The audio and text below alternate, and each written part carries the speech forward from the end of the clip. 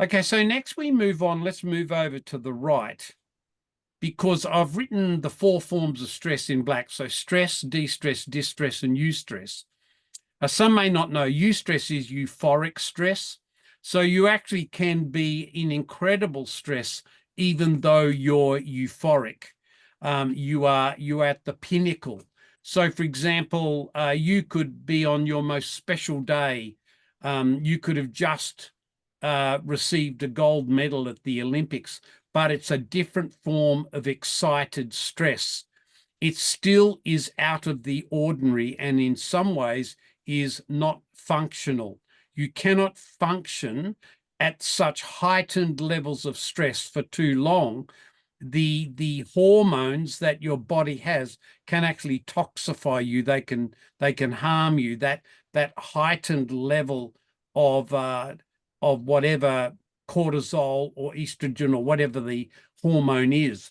So eustress, excited stress, can be just as toxic as distress, just different hormones running through your body. And of course, stress and distress and eustress, they actually can't be seen. They're why they're connected to behaviors. You actually can't see the stress until it becomes a behavior. So I can be highly distressed, and you may not know it. I could be highly traumatized and you may not know it unless you knew me very well. So most mental health issues, that's their trauma and mental health in the purple. Most trauma mental health is not seen until it boils up to such a state that it becomes evident through a behavior to the average person.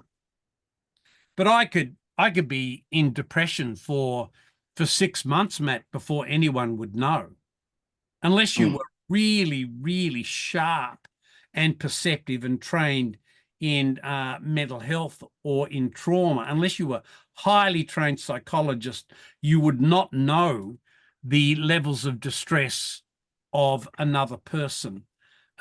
It's why often people are very, very surprised when there's a suicide. Most people, they have absolutely no idea that someone is dealing with demons for 9 months. And then the first thing you know, there's a note on a bedside table and someone's killed themselves. So that's why we go from behavior to stress to trauma, because they're critical parts of culture and they're also connected to the unconscious. So we've got the unconscious worldview. Whether you can dictate it or not doesn't matter. Whether you can articulate it or not doesn't matter. You can't not have a worldview. You can't not have an ontology. You can't not have a philosophy. And then that links to things like habits, heuristics, behaviors and rituals and stress, and then to trauma. All of these things exist in a culture, but they are primarily not seen and they are primarily unconscious. And I think that's the important thing to realize, that most of what happens in culture can't be seen, can't be touched, and can't be measured. It's why the cultural cloud is such a good idea, because just because I can't see the stratosphere doesn't mean it doesn't exist. Just because I can't see a cloud doesn't mean that there's not a cloud there. I mean, there are imperceptible clouds or cloud formations. They're there, but we can't see them. And then all of a sudden we see a major storm or a tornado or a cyclone, and then all of a sudden we're aware of turbulence. But just because you don't see the turbulence doesn't mean it's not there. I mean, I've been in a plane in a blue sky like the one I'm looking out the window today, and we're at 28,000 feet and the pilot says, "Strap in, everyone, we're in for a rough ride." And we have had the most incredible ride, and it's air pockets and we've dropped 1,000 meters and everything like that. There's not a cloud in the sky, not a cloud. So that's why the model of the cloud's such a good one, because so much of what happens in culture is not seen. It's mostly felt. It's not And the seen. curved arrows show that turbulence, the Yeah, constant that's right. moving. Visually, we're swinging from one to the other, And then all of a sudden we're aware that someone's angry because they picked up a brick and threw it at a window, but they were angry an hour ago. You just didn't pick it up. And so, you know, this idea, this behaviorist understanding of culture is really something that should have been ditched 50 years ago.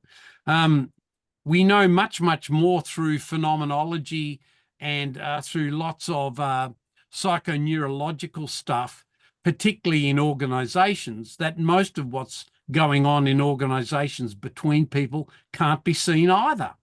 It's not, it's unless you were incredibly well educated in various forms of cultural indicators, you wouldn't even see the transitions of various characteristics like trauma, even in an organization, regardless of what happened to them.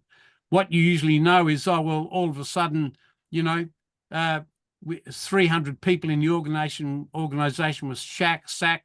The share price dropped by $9.50 a share, and all of a sudden the company's going down the gurgler. Well, the truth is that company was going down the gurgler 12 months ago. You just didn't see it.